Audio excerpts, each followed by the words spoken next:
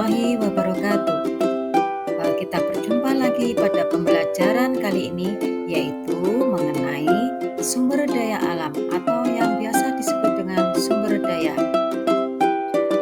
Saya, Eni Luvia, akan menjelaskan tentang sumber daya alam.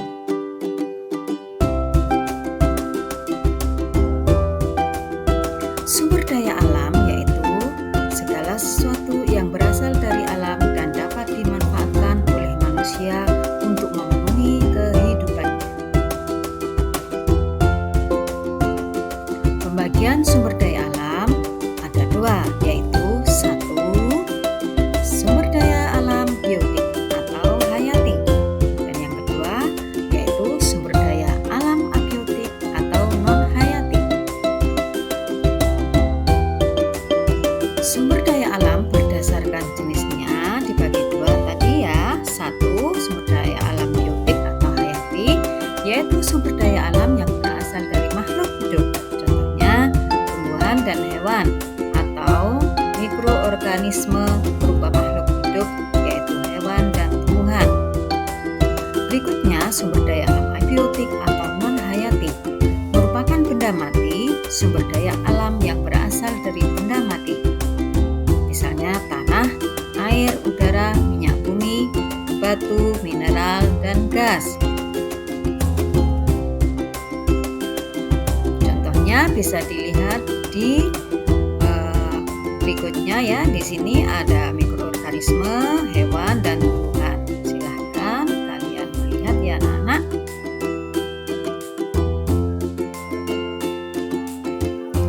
Berikutnya ada kategori sumber daya alam yang lain, yaitu ada yang bisa diperbarui atau regeneratif.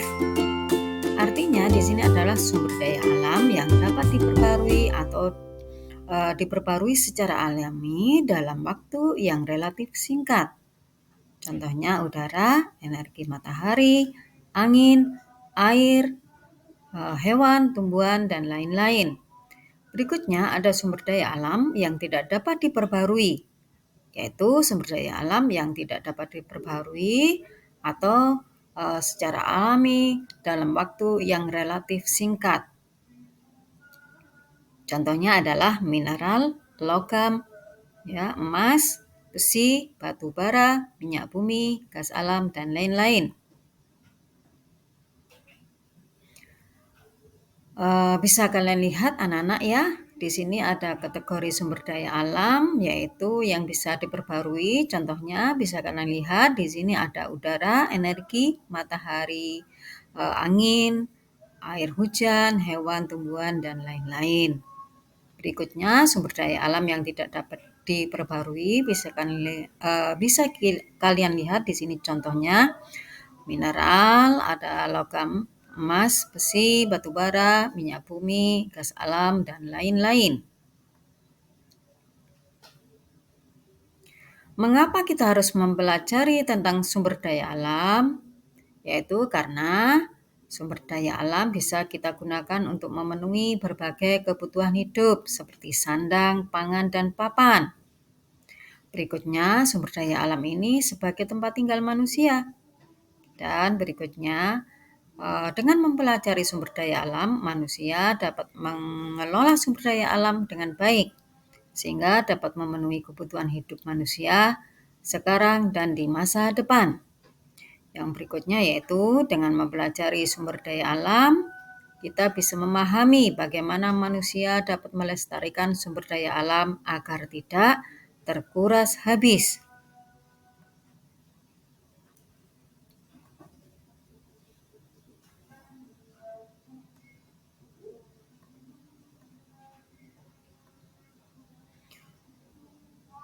Berikutnya, ada beberapa kegiatan ya yang memanfaatkan kegiatan dari sumber daya alam ini. Satu yaitu penambangan dan ekstraksi. Biasanya untuk penggalian tambang-tambang. Yang berikutnya pertanian dan kehutanan. Misalnya untuk pertanian, pengelolaan hutan, kayu, dan penggunaan air atau irigasi. Dan berikutnya adalah untuk industri atau manufaktur ya.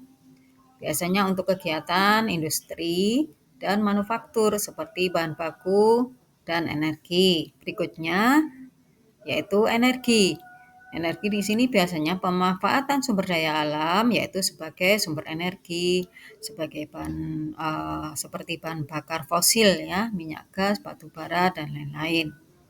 Berikutnya yaitu untuk konservasi dan perlindungan.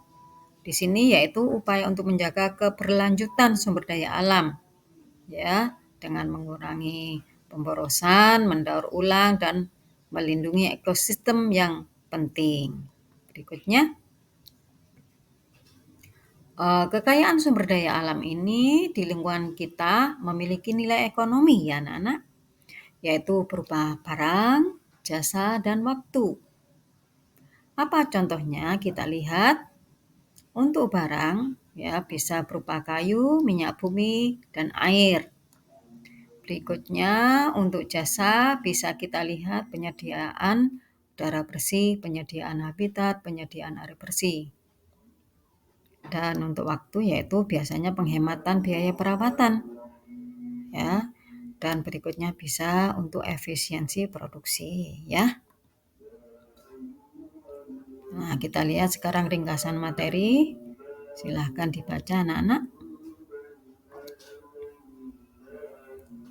Ya, yang terakhir apa yang bisa kita lakukan yaitu kita bisa mempelajari tentang sumber daya alam dan macamnya. Terus kita bisa belajar terus tentang sumber daya alam. Kita bisa melindungi kekayaan sumber daya alam ya. Nah, berikutnya kalian bisa mengerjakan latihan soal, bisa dilihat, dibaca, ya, disimak dengan baik, lalu bisa kalian kerjakan.